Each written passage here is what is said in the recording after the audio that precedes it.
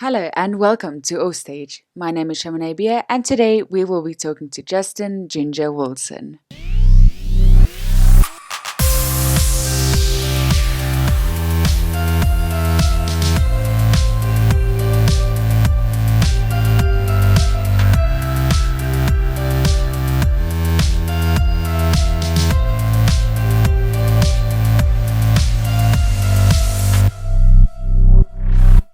Welcome to the third episode of O Stage, Justin Ginger Wilson. Is it fine if I just call you Ginger? Yeah. Okay, cool. So, Justin, you are a sound engineer and sound technician at Gearhouse. You also freelance for other companies. So, I just want to know, how did it start out for you? How did you decide that you want to become a sound engineer or technician? That was in matric. My parents were like, hey, you need to do something. It's like, okay, I don't know what I wanted to do. And my dad was like, you need to go work for the council. And I said, I'm not going to go work for the council. It's like, I don't want to, it's terrible. It's like, no, you can get house allowance and you get all these perks. I'm like, not a chance. And then I started Googling, then I came across sound engineering. I saw that, okay, this is a pretty cool topic. I like music all the way growing up. Like I used to make beats and I used to bootleg music off of the radio. So, like I used to record the music off of 5FM and Good Up FM, all the news tracks, and then sell it to my friends at school for airtime money. Yeah, that's how I hustled back in the day. And then I kind of took a liking to that. And then I saw colleges that offered sound engineering. And then went there to go look at the colleges. There were colleges that were just crazy expensive. Luckily, we found the cheapest college and enrolled into that, learned everything there is everything as much as you can learn from a college in 1 year. We only did a 1 year course. Yeah, I learned everything that I could there about sound and recording. And then I saw live. I thought, oh, okay, this is pretty cool. It's like I don't get to sit in the studio the whole day. I found that very frustrating, was sitting in the studio and being so cramped in the same location and listening to the same track over and over and over. It just made me crazy. And then the lecturer mentioned that there's this company called Gearhouse and they have an internship. So, oh, okay, cool. Let me give it a shot. Everybody was like, oh, no, you won't get in. Like, well, it's worth a shot. Applied for the internship. I didn't get it because I already studied a year. So obviously, the learnership is for, can I say, people who never had an opportunity to study. So I was like, okay, cool, that's fair. And what else can you offer me? Like, well, you can be a freelancer. I said, okay, cool. What's that? So I took it on a whim and they said, well, you work for us, but you don't get paid for the days you don't work. So I thought, okay, I need to work every day then if I need to make money. So this was the November. And then I ended college at the first day of December. And then I had like a gap week. And then it was the 15th of December, which I called Gears and like, hey, like when can I start? Like, oh, okay, cool. You can do some load outs and some load ins. And basically I was just pushing boxes for the weekend, for the weeks in December over the festive period. And then I asked, so do you want to come in every day? It's like, yeah, you won't get paid. It's like, okay, cool. It doesn't matter. I want to learn. So I went in every day or most days for about 6 months for free during the day, just so I can learn the gear and build a relationship with everyone there. And then I was put on like load-ins, load-outs all the time, but that's how I learned. And then from there, just progressed to meeting people. And then you can say from there, my career started. So as a freelancer, like you've obviously, like you said, you just load ins, load out, you were a box pusher, like we all started there. Exactly. So yeah. What was kind of the first memorable gig for you where you were like, this is definitely where I want to be at? That was Swedish House Mafia. So, oh, wow. Yeah, I think that was the February. So I started December 2012 and then just stuck around being irritation to everybody until they put me on a gig. And then I remember learning all the gear there and the CDJs. No one was like familiar with the CDJs and the ins and outs of it. So I familiarized myself with that.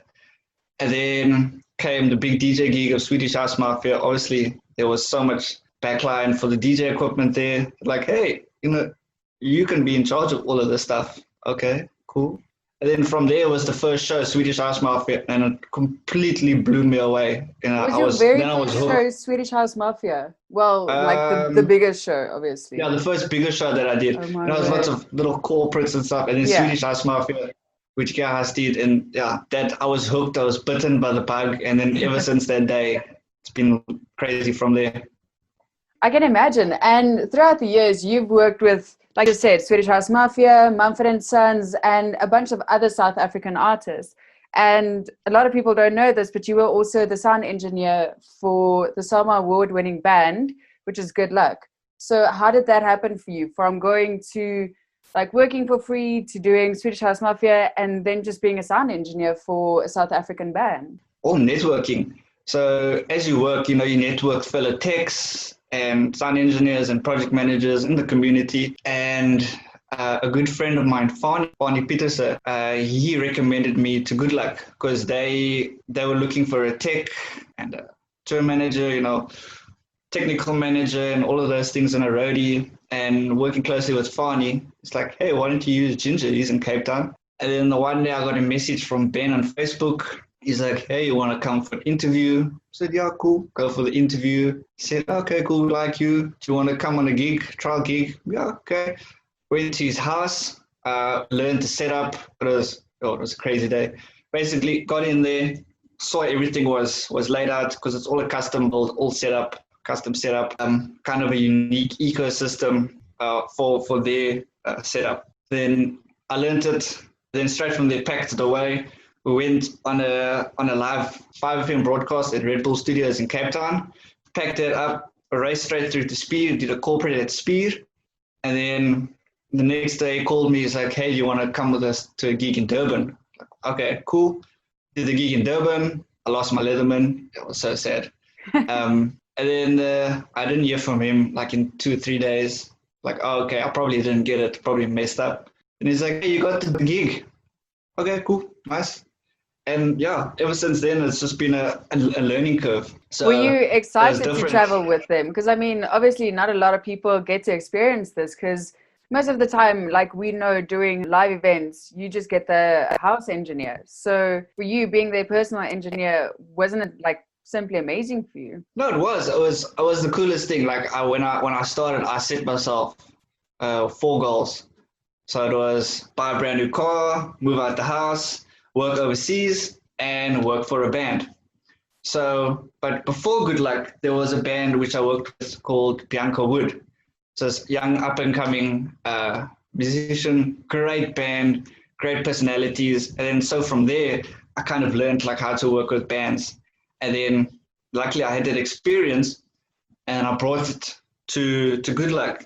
So then being a technician for a tech company is completely different to being a tech for a band, because it's a whole mindset change. So when you're a techie for a company or a venue, you're just focused on your role as a sound guy or a lighting guy or girl, and then that is your defined role and you don't stray from it. Something's going wrong with lead or rigging, you're like, nah, okay, cool, it's not my department, unless they ask you for help. Whereas you are the technical manager or the tech for the band, you are responsible for the well-being of the band. So your focus is the band, making sure that everything's running smoothly, they're happy, clients happy who booked you. Yeah, so it's a complete mind shift of things that you need to worry about. Yes, you still need to worry about the sound, the tech, but you also need to worry about the band. Are they doing okay? Are they trying to give you any signals? Is anything wrong? Do they need a tissue? Do they need water? So obviously you guys toured a lot and you've spent so much time working together. And what was your personal opinion? What was the best show by far? That's going to be difficult, but every show has its ups and downs. Some shows you just forget because they just, okay, everything, it's just a standard show, everything went well or whatever. So you like kind of put it in the back and you forget about it. The shows that you remember are the really great ones or the difficult ones. We've done some really great shows, but the shows that I remember the most are the live TV shows. Like the Voice, we did The Voice, and we did Miss SA. Yeah, that for me was the most challenging gigs because simply the setup that we had was so unique and it was custom, everything, this own ecosystem, everything working with each other. So we got the sound triggered, the visuals and the LED, and so that was a whole challenging setup. And now doing that live on TV and not having anything go wrong on live TV broadcast to millions of people, and also doing a changeover in like 15 seconds with all of these unique pieces of gear and connections and stuff.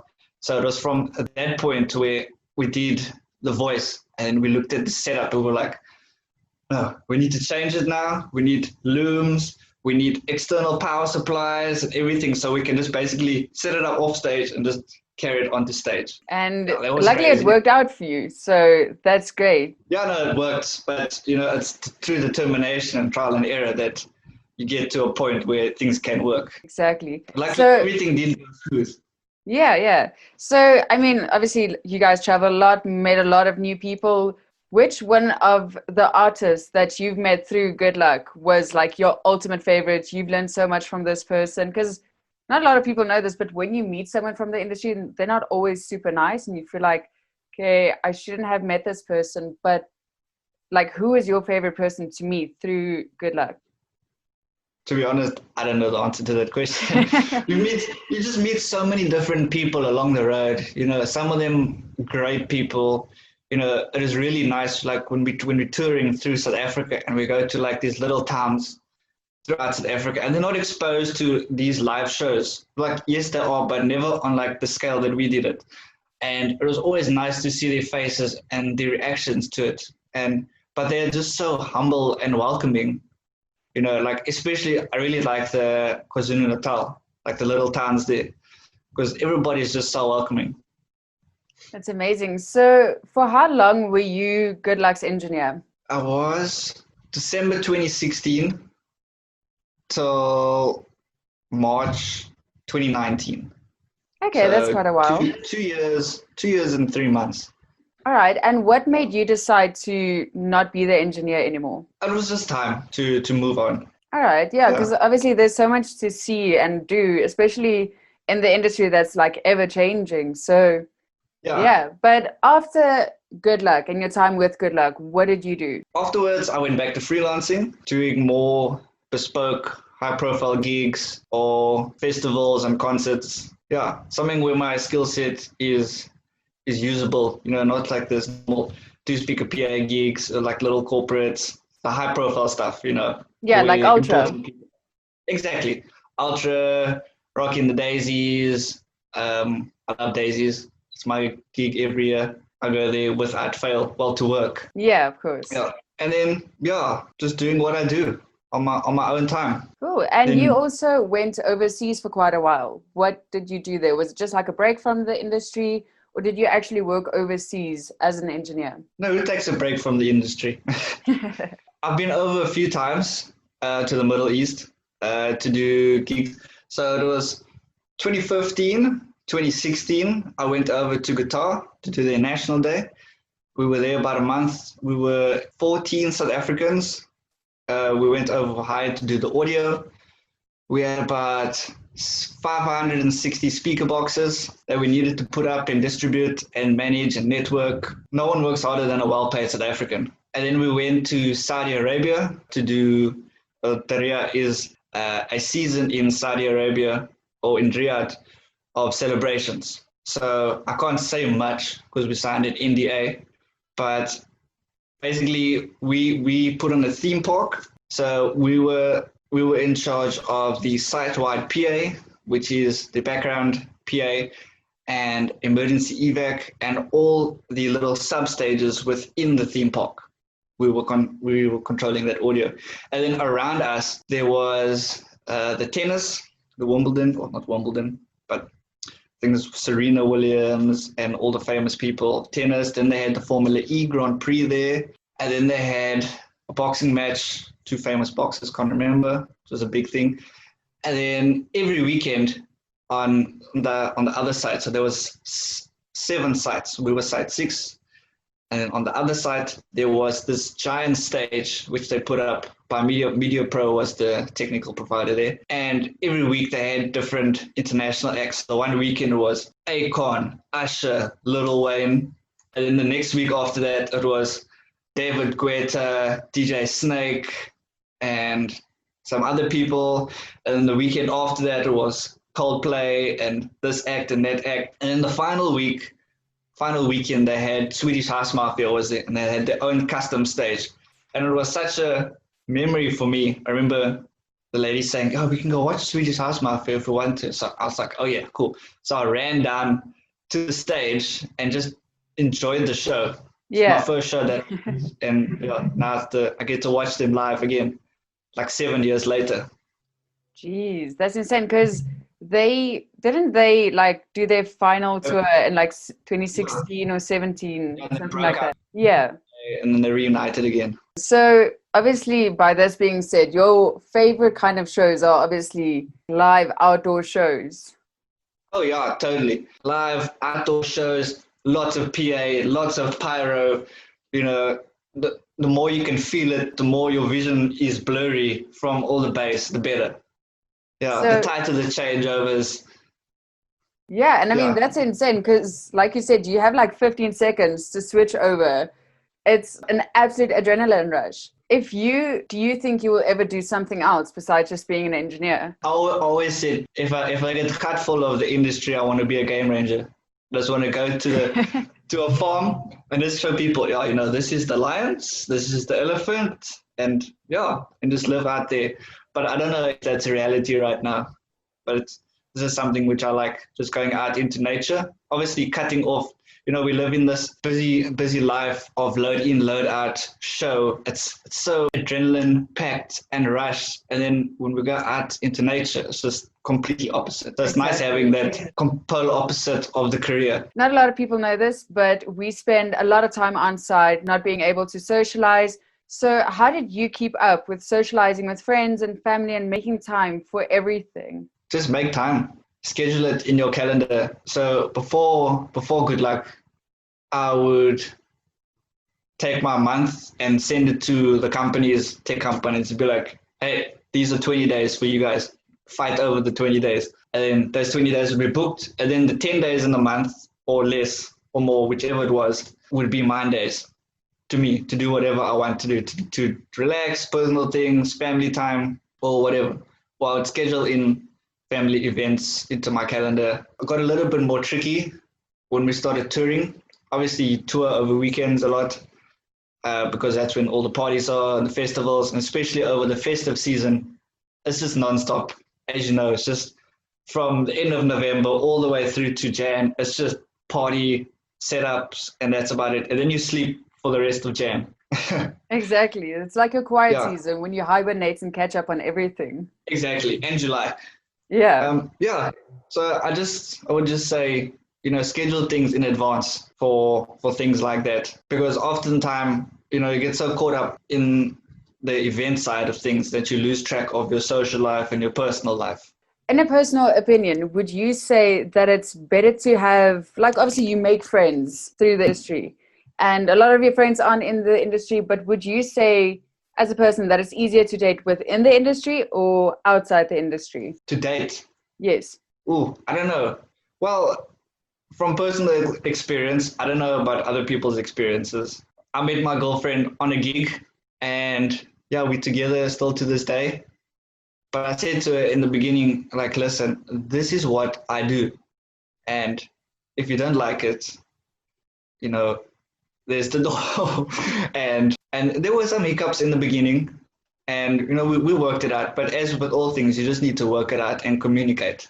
So besides being an like live engineer and a personal engineer, what else have you done within the industry? I project managed quite a few shows, not like big shows, but it was a lot of it was for Gearhouse. So it started out when you get sent to a small site or small gig, and one of your seniors is the PM or contact client. And then there's a few times where some of the guys didn't just show. They didn't show up, or they were late, or they were sick, and you are the next in charge. And you just got to assume the role of authority or contact for that company. So over the years, you are entrusted with more and more and more. I've done some few project management gigs, which is great. Also learning another side of events compared to teching. I've done lasers, laser shows. Lasers are freaking awesome. I love lasers. How can I say they are the most forgiving on the soul? With audio, audio goes off, everybody looks at you like, fix it. Lasers on, everybody goes, wow. Lasers off, no one looks at you. Lasers could be going crazy, no one bats an eye. So yeah, it's really forgiving on your soul when things go wrong. So you also helped Bianca Wood with the CD? No, I was her tech as well.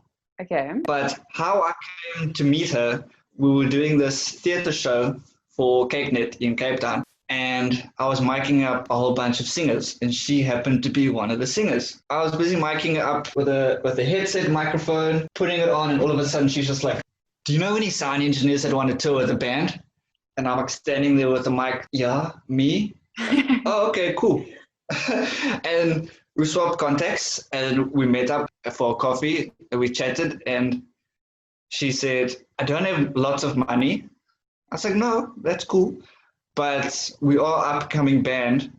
I said, well, as long as you can cover my petrol money, which would be like $100, like per gig or whatever we do, or you at least give me food, I'm happy. I'm happy to work with you guys, because a lot of times people don't understand that experience is often free. We went on tour a few times. We went like an East Coast tour, rehearsal tour, and then we do lots of gigs in and around Cape Town. So I'm very thankful for that opportunity to work with a band, to know them personally and help them grow technically as well. Yeah, that was a great opportunity. And also when you're young and you get to tour, you're like, don't worry about the money. It's just all about the experience.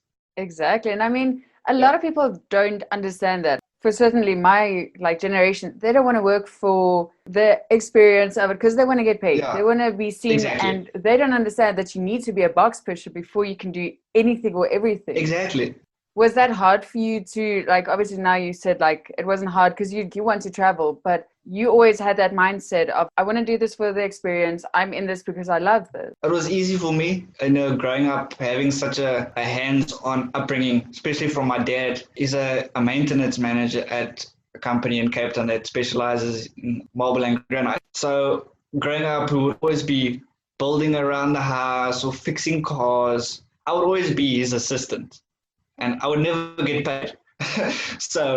But what I did know that I was getting experience on how to do things. Hardworking was always in my blood. So my first load in or load out, I remember the guys in Gears were like, new guy, get in that truck and push those boxes and load the things. And I was like, shit, okay, I better do this or else I'm gonna get moved. So since that day, people see what you're capable of or your drive from the first day or your first appearance. And yeah, if they see that you're willing to do the graft, they will reward you with experience and payment. Obviously, we are in lockdown, as everybody knows. Yeah. This is not easy for the sound engineers, the sound technicians, freelancers. It's not easy on anybody. No. What was the most difficult thing for you? Not having bass. I find that I like bass a lot. It's my addiction, it's my comfort. And luckily, I got a 10-inch sub in my car.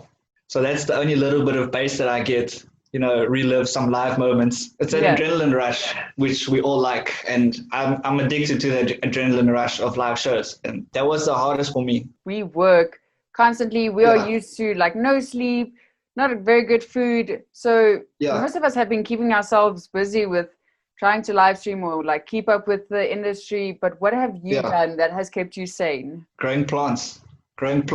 Oh, we got a kitten at the beginning of lockdown. So I was raising a kitten, or 3 kittens. So just as lockdown started, the Wednesday, lockdown started the Thursday, there was a SOS put out for shelters because the shelters would obviously euthanize the kittens.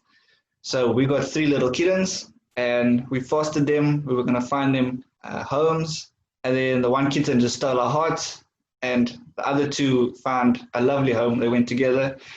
And then we kept the one. And it's just been crazy just watching the kitten grow up, teaching it things. Very intelligent creatures cats are. And yeah, just keeping up with trends, learning things. There's not much you can do. So it's just helping to stay sane. Do you personally think that the industry will ever recover and be what it was? That's a difficult one because in the terms of COVID-19, that's a whole nother ballpark with safety regulations and things like that. How are we going to have festivals in the future? Social distancing. It's going to be I personally think it's going to be very difficult to have a music festival because everybody's drunk, it's like a community. Everybody's like hanging on each other. So it's going to be weird in that term. But in the corporate industry probably will bounce back. In the terms of socializing, I don't know. We'll play it by ear. Hopefully it comes back so we can do festivals because I like festivals. But that's just a selfish thing. So yeah, hopefully we'll be walking around in spacesuits. Well, that would be pretty dandy. I mean, yeah. A festival and everybody's in like a wax suit, I would attend. Yeah, totally. So out of everything that you've done and all of the shows that you've done, which band or which person would you want to work with? Like, I made a list. I don't know. Well, I would have loved to work with Linkin Park. They're my favorite band. Well, rock band, but obviously the lead singer is dead. Yeah, so I wouldn't be able to experience all of that. So the shows I would have liked to work on would have been Linkin Park, Bob Marley, and Queen with Freddie Mercury. Those are my shows which I would have liked to work on. Today, I don't mind working with any artist as long as their music is good and they are nice people.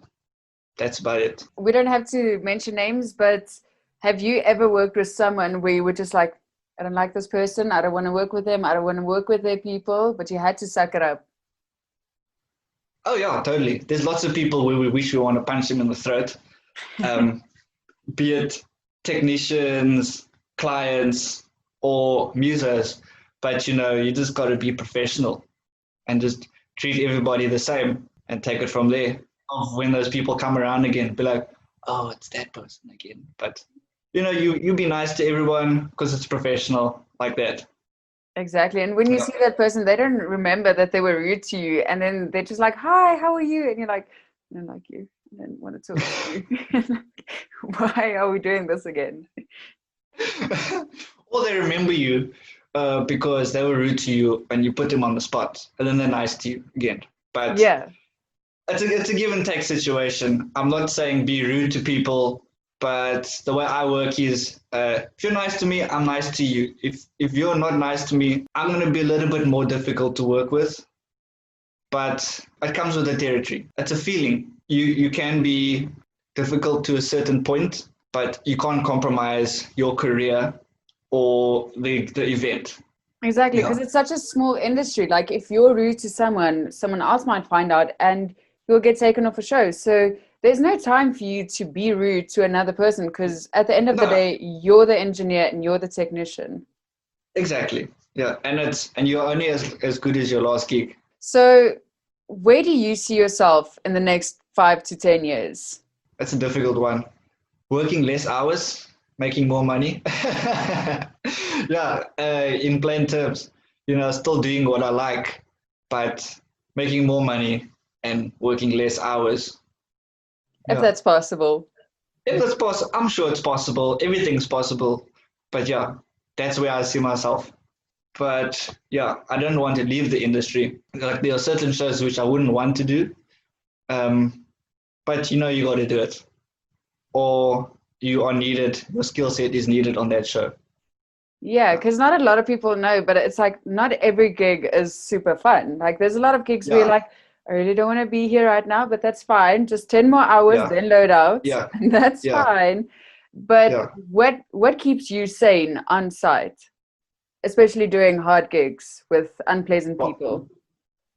Laughing at things. If you got Well, I always look at it this way.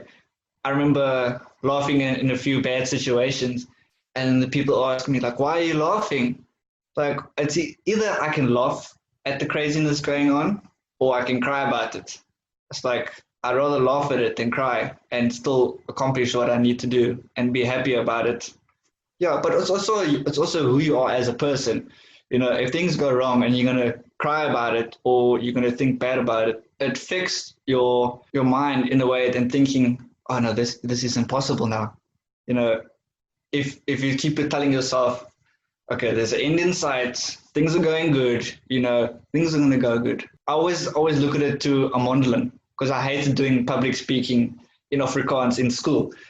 And I would stand in front of the class. It's like, yes, it would be terrible. Yes, people would laugh at me. Either you pass or you fail, but you've gone through that trauma, and you at break now, and you can chill with your friends. Exactly. So, who are you when you are not on site or on stage working? Like, what else do you do? I like hiking. I like being out in nature where it's quiet and then there's no people, there's no drunk people pestering you. Make it louder, make it louder. Being out in nature, building things with my hands, fixing them. Well, that's a tech thing basically, and yeah, just spending it with people who I love and my friends. What inspiration or motivation can you give to younger generations that also want to become engineers but are not sure about their choice and don't know how to pursue this? What advice would you give them? Don't give up and follow what makes you happy. That's what I did. Sound made me happy, music made me happy, and it got me to where I am today. Yeah, I didn't give up. There are times where I thought that I was gonna die or just felt like breaking down and giving up and pursuing a whole another career and just pushing through that pain. Don't give up. If you want something, you can go for it. What are the most craziest experiences that you've had? So we did Kenny Rogers' show at Grand West in Cape Town. We were local tech support, and the late Kenny Rogers. So he had both of his hips and knees replaced, I think. Yeah. And I remember he was walking off stage and shining the light on the ground so you can see where he's walking. So yeah, he stepped over a cable ramp and he lost balance. And he just looked at me and he just fell forward. And I just ran and caught him underneath his arms and helped him down the steps. Then he's like, yeah, thank you so much for the great sound. Yeah, the sound was great. And I'm thinking, I just saved your life, bro. Thanks for that as well. Thanks for that. And another crazy moment was the match in Africa in Cape Town, the one that you were on as well. Yeah. So now we had to mic up Trevor Noah, Roger Federer, and I think it was Nadal. Yeah. Yeah, and Bill Gates. So now we had to go into their room, accompanied by security to go mic them up. And we go mic up Bill Gates. So I'm like, hi, sir, we're here to mic you up. It's like, okay, do you mind just lifting up your shirt, please? And then I come around the back, and the man's crack is sticking out. And I look to my friend, and I want to laugh. And I just do my thing, and then we walk out, and I asked him, did you see that? He's like, yeah, Bill Gates crack. It's like, yeah, dude, that's like a couple of $1 billion crack that we just saw over there. That's insane. That was the funniest thing I've ever said to my colleague before. Yeah, I think those are the two top craziest moments. Yeah, because I mean, like seeing the richest person, probably like the third richest person. One of the richest people. Yeah. Who the fuck is where his ranking is? But like seeing his crack, it's like this is never gonna happen again, and no one's gonna believe me if you were alone. Yeah, no one's gonna believe me. There's like you were like put your arms around Bill Gates, like yeah, and then I had to mic him up. Yeah, no, it was quite hilarious. We had a good chuckle after that. Who's one of the most stressful people that you've worked with? Because obviously Global Citizen, Michelle Obama was there, but Obama was there. Like, there's crazy Yeah. people that we've worked with, but who is the craziest for you? Not crazy, but like the scariest person to mic up. I'm not intimidated easily by people. You know, growing up in like a dangerous part in Cape Town, so you're exposed to all kinds of things and stuff. So nothing really, how can I say, gets me scared or threatened in a way sometimes. But the scariest was when we did Guitar National Day. And then it was only me out of the whole audio crew who had access to the area where the king and the royal family and all the presidents and delegates were sitting on the grandstand.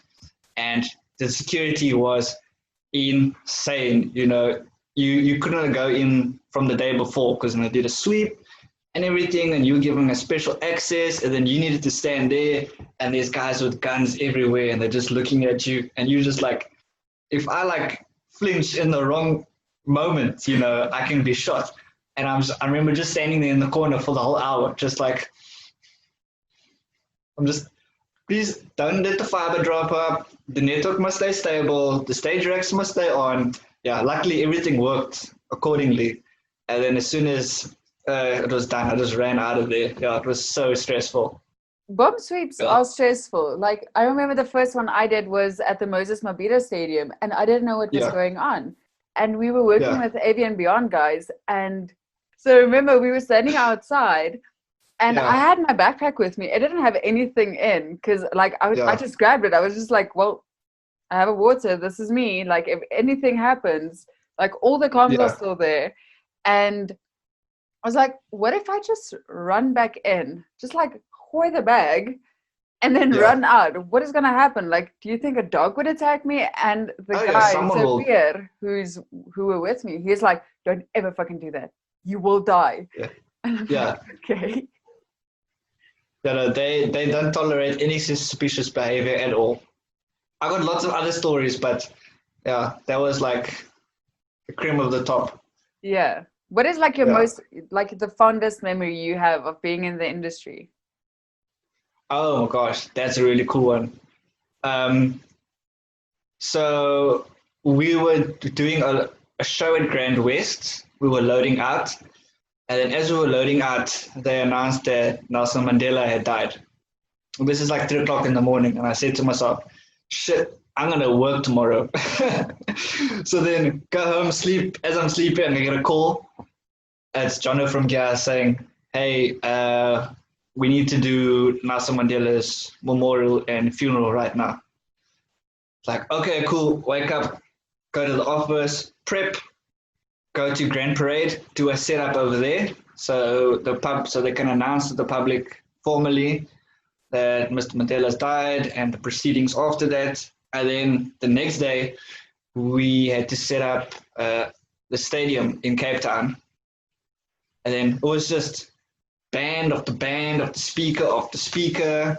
And, you know, it was magical. And then I remember walking out into the audience and everybody was just holding each other, different races, different ages, everybody just singing together and just feeling that energy in the air. You know, that was one of the nicest things I've ever felt. I don't think I'll feel it again in an event. Yeah, that was truly amazing. It's a big thing to be a part of, especially like who he was for our country and overseas as well. And being part of that must have been amazing. Yeah. And then after that, doing a changeover on the stage, and then my belt giving way, and then exposing my purple underpants to millions of people around the world. I get back to the side of stage, and the guys are like, great, Ginger, over comms. You just exposed your purple underpants to millions of people around the world. Oh my word. I'm sorry, my belt just broke in that exact moment. It's like, oh, okay. So I had to cable tie my belt. No, it's definitely been an interesting career.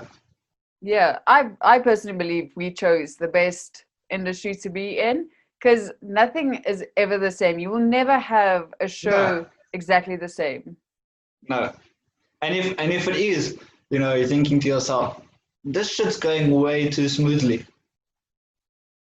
Something's about to go wrong. And they're like, I remember we did the first Ultra, and then Tiesto was the headliner.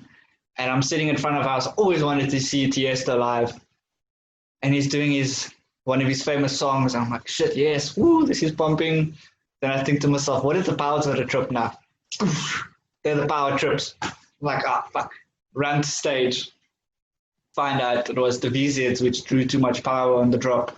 Oh my word. And they tripped the breaker. So I had to sit there I had to replug in another 63 from another source. But yeah, I sat underneath the stage by the breaker in case it tripped again. I just need to flip it on. By that time, I just see everybody's face through the shade net, just like, wow. I was so angry. I've never been so angry before on a gig before. Exactly, because like you wanted to see Tiesto, Exactly. and now it's just like, well, I got to be behind underneath stage or the under stage. the stage. Engineers can fall asleep standing up if possible. Yeah. Like, what is the most comfortable place that you can fall asleep on site? Anywhere where it's dark, where there's no wind. I don't like sleeping where there's wind. Like I remember during corporate sometimes I would like set a timer of like 10 minutes and I would just sleep while standing up like against the wall. And then alarm would go off and I'd wake up again. But definitely touring has taught me how to sleep comfortably in the airplane chair. Yeah, so I would take my eye mask, put it on, earplugs in, my noise cancellating earplugs, my hoodie zipped all the way closed so my mouth is open, and my neck pillow. And that's it. And I just sleep. I can sleep. So as soon as the plane would take off, I'd be out. As soon as we land, I'd wake up. It was instinctive. Like in the car, cool. Lekker, same thing, just sleep. Oh, another cool story. We went on tour with the Congos. What happened? Yeah. How did this happen? No. So the Congos came to South Africa. So basically, the Congos came to SA and they needed local tech support. Basically, they needed console and line systems. And they were doing 3 gigs, so one in Durban, one in Cape Town, and then Opikopi. So now they needed the same gear wherever they went. So it was myself and my good friend JP Chetty. And so we drove to Durban straight from Cape Town, got to Durban, picked up the consoles, line systems, and power supply for them. So we got there to the stage, set up, go do the thing. And that's when the band comes with all of their pro gear. And I'm thinking, damn, this is cool. And then did the show, got to the accommodation, had a shower, drove straight to Cape Town. No sleep, drove straight to Cape Town. So I would sleep in the passenger seat, JP would drive for like 2 hours, and we would swap, then he would sleep and I would drive. And then someone gets tired, we just tap them, and then we would swap again. Get to Cape Town, set up, go home and nap, go to the show, do the show, pack up the show, go home and shower again. Then we drove straight from Cape Town to Opikopi. That was 27 hours of driving. Oh my word. Straight from Cape Town to, what was it, 27? Something like that, some ridiculous number. But we didn't stop. We only stopped for petrol. Other than that, we ate in the car, we slept in the car. Yeah, got straight to Opikopi, had a look at everything, slept in the van because it was way too cold to sleep in the tent. Like I woke up in the van and my pants was frozen like this. Yeah, and then woke up at 5. Band came in and sound checked at 8 o'clock, and then we had the whole day off. And then I roamed around the festival, meeting all the other techs, meeting friends that I haven't seen like on other events. And then the show was at, I think it was like 12 o'clock at night. Did the show, packed up, and then we drove. Then we slept, then we drove the next day to Joburg. We slept there and we came back. But like out of the whole thing, this is where the touring bug bit me. Because like seeing everything from this perspective, you're just dealing with the band. Once you're done with the band, or once you're done with sound check, you have your own time. So you can go mingle in the crowd, you can go sleep, you can go to the bar if you want to, but don't get drunk. because you need to work the night.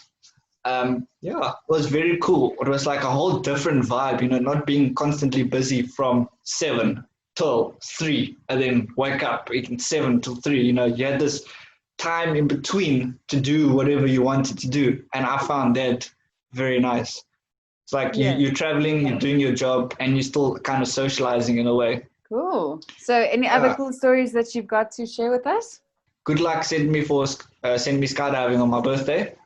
Yeah, so we're in Plet, and Jules was like, Ginger, we need to go now. I was like, what the hell? We've done everything. We sound checked. It's like, no, we need to go. It's like, okay, cool. Put on your shoes. I'm like, okay. It's like, why did you not have shoes on? I don't like to work with shoes in summer. I like to wear sandals. I do festivals in sandals as well. Okay. It's pretty comfy and my feet don't get hot. And then I see we're going to the airstrip, but there's a whole bunch of storage units next to the airstrip. I'm like, oh, we're getting things from the airstrip, like the storage. Then we pull up to the airstrip. Surprise, you're going skydiving. Like, whoa, okay, this is cool. So got strapped in, went skydiving, shooted. It was great. Or I don't know what they call that. But yeah, landed and then we went straight to the gig and did the show. So it was like basically set up, sound check, skydive, come do the show, strike. You know, that was pretty cool. I've never done anything like that. That must have been so surreal, being like, okay, I'm on site, skydiving, site, unload. Exactly. And then I got back and all the other texts are like, where did you go? It's like, no, I went to go skydive. What? Like, seriously? Yeah, we just went for a quick fly out to, because you fly from Plet, then you go and you fly all the way along the garden route to Tsikama to the bungee jump bridge, and then you fly back, then you climb, and then you climb, because you can't just go straight up in a little 4-seater plane, and then get to the altitude, then you drop, and it's about, I don't know, it felt like forever, but it's like 30 seconds or something like that, and then you're down on the ground. That is insane. Yeah. Cool. But yeah, I think that was the coolest experience. I probably have more, but those are the ones that stand out. Exactly. There's always, when you look back, that's one of the days on site that I would 100% relive, do everything the same. Totally. Just go and skydive again and come back, and repeat and skydive again and come back. Yeah. Cool. So thank you so much for agreeing to do this. Oh, thank you. Very welcome. Thank you for having me.